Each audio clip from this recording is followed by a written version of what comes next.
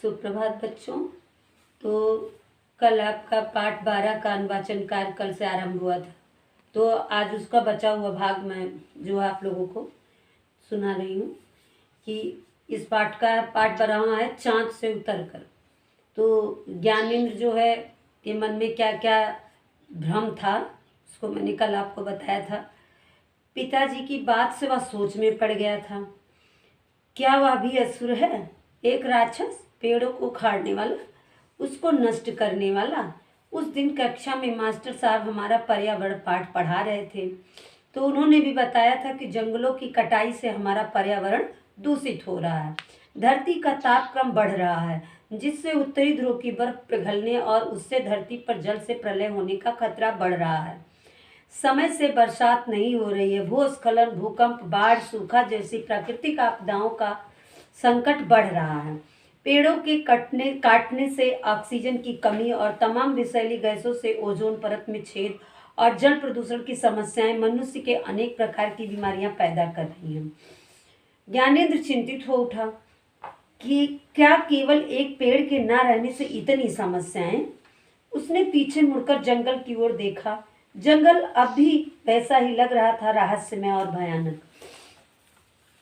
पिताजी के साथ वह शाम को घर लौटा तो भी उसके मस्तिष्क में उथल पुथल मची हुई थी। खाना खाकर रात में माँ को पकड़कर आंगन में सोया तो आकाश में पूर्णिमा का चांद छिटपुट बादलों के बीच से हंस रहा था।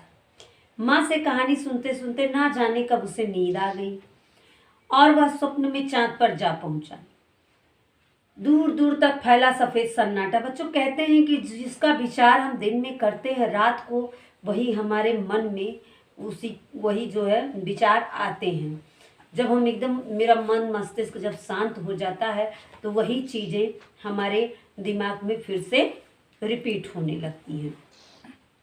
तो ऐसे वो जब सोया तो वो क्या स्वप्न में वह चांद पर जा पहुंचा तो वहाँ क्या देख रहा है कि दूर दूर तक फैला सफ़ेद सन्नाटा, उबड़ खाबड़ कंकरीली धरती पर वह चलता जा रहा था, बिल्कुल अकेला, न कोई आगे न कोई पीछे। गर्मी से उसका बुरा हाल था।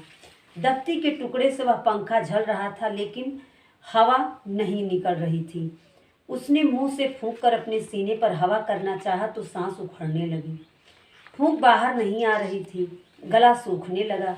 शायद प्यास लग रही थी। चारों तरफ निगाह दौड़ाई तो पानी की खोज में एक पतली सी नाली जैसी कोई चीज दिखाई दी।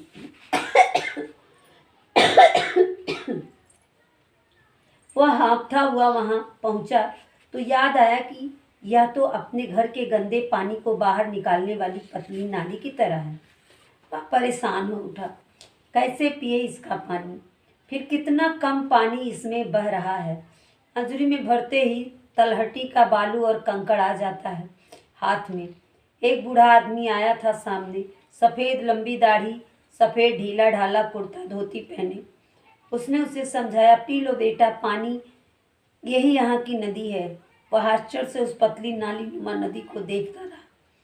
यह तो अपने यहाँ की उस नाथ नदी से भी बहुत पतली है जो बनारस जाते समय रास्ते में पड़ती है, ज्ञानेंद्र कह रहा है। बूढ़ा उसके मन की बात जान गया था। बोला, तुम ठीक सोच रहे हो बेटा, एक दिन तुम्हारी धरती का भी यही हाल होगा।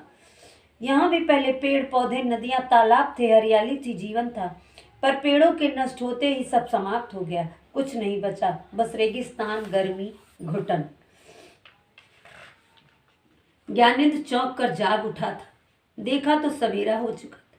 उसने दरवाजे से बाहर आकर सामने नदी के उस पार देखा। हरे भरे पेड़ सूरज की सुनहरी किरणों में डूब खड़े थे। गोमती की लहरें हवा के संग मानो नर्तन कर रही थी। उसे सब कुछ बहुत अच्छा सा लग रहा था। उसने एक संतोष भरी सांस ली थी। यह नदी, यह जंगल, यह था जल, सब कुछ अपना है। वह आत्मविश्वास से भर उठा था। उसने बाल्टी उठाई और नदी की ओर चल पड़ा। आज वह पिताजी द्वारा कल लगाए गए मौलश्री और नीम के पौधों को नदी के जल से स्वयं सींचे।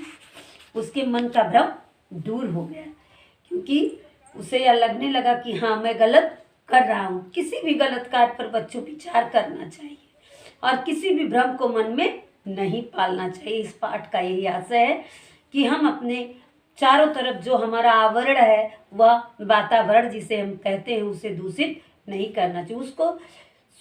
उसको शुद्ध रखने के लिए, सुखी रहने के लिए हमें वातावरण को शुद्ध रखना है, जिसके लिए हमें ज़्यादा से ज़्यादा वृक्ष लगाना चाहिए, घर के चारों तरफ साफ सफाई रखनी चाहिए और मन में भूत प्रेत पिशाच का भ्रम नहीं पालना चाहिए। हमें कोई किसी चीज़ की समस्या हो रही है, हम किसी चीज़ से ग्रसित हो रहे किसी रोग से, तो हमें तुरंत जो है डॉक्टर से सलाह लेनी चाहिए, परामर्श लेना चाहिए और भ्रम में नहीं जीना चाहिए। झाड़ फूंक, जादू टोना मंत्र इन सब पे विश्वास नहीं करना चाहिए। तो बच्चों, आज यह अनुवाचन कार्य समाप्त हो गया। अब इसमें आप जो है शब्दार्थ अपनी कॉपी में लिख लेंगे और जो एक शब्द का उत्तर अगर आप लिख सकते हैं तो लिखिएगा, नहीं तो अभ्यास कार्य में अगले उसमें करवाऊंगी या PDF द्वारा भेजूंगी।